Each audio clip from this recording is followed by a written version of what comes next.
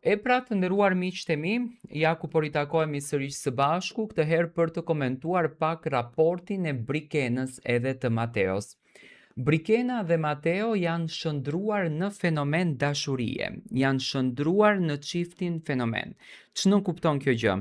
Brikena dhe Mateo po japin maksimumin e tyre brenda shtëpisë së Big Brotherit që të dhurojnë një emocion të vërtetë dhe të sinqertë.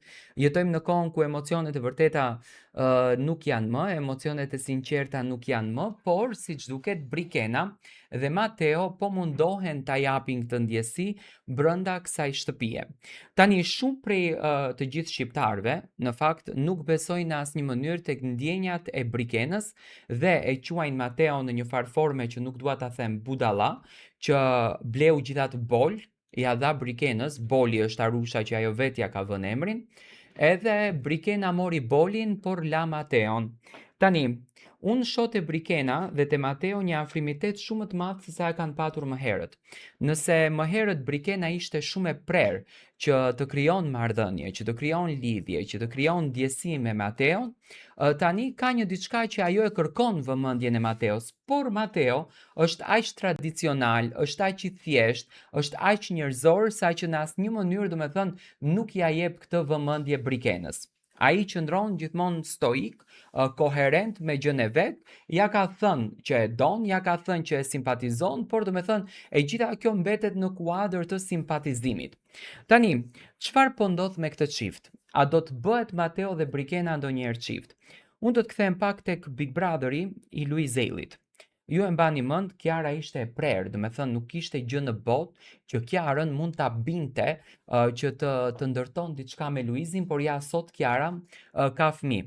Unë mendoj që femrat të cilat preferojnë që të jenë të forta në shpirt, preferojnë që të mbyllin gjithçka në kuptimin e që unë nuk vendos, mua nuk më pëlqen, etj, janë femra që në fakt më lehtë të rrëshkasin në këtë drejtim.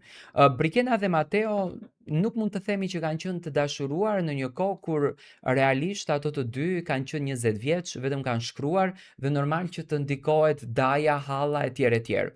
Brikena me shaka e tha që unë prisja dajën brenda shtëpisë, e tha në kontekst të humorit se jemi në vitin 2026 dhe jo gjithmonë familja mund të jetë aq vendimarrëse për fatin e tjetrës, nëse Brikena thot po unë e dua, s'ka burrnone në botë që mund ta largojë, dashuria ka dëshmuar që ka thyer çdo tabu. Unë mendoj që në ditët në vazhdim, deri në datën 14 shkurt, ditën e dashurisë, që me patjetër unë pres që të bëhet një surprizë emocionale brenda kësaj shtëpie, e shoh që Brikena edhe mund t'i thot po Mateos dhe mund të lidhin shpirtin e tyre. Ajo nuk dëshironte që t'ja jep përqafimin, por ja pranoi Arushin, ja pranoi surprizën, ja pranoi njohjen. Ndoshta Mateo ndonjëherë mire ka opinionistja e nderuar që Mateo duhet të jetë pak më dorëlëshuar, duhet të jetë pak më romantik, sepse është shumë tradicional. Për shembull, shkon tek banjo i kërkon furçë dhëmbësh. Imagjinoni, mirëmëngjes, mos ke gjë furçë dhëmbësh, sikur shkon i kërkon kos. Mendoj që romanticiteti Brikenën e afron pak më shumë sepse kemi të bëjmë me një vajzë e cila është e vetë pëlqyer, ka qenë mis, e ka këtë dimensionin e bukur të saj dhe mendoj këto lloj femrash gjithmonë e duan vëmendjen dhe e duan dashurinë pak më romantike, por që do të jenë çift, këtë nuk e diskutoj.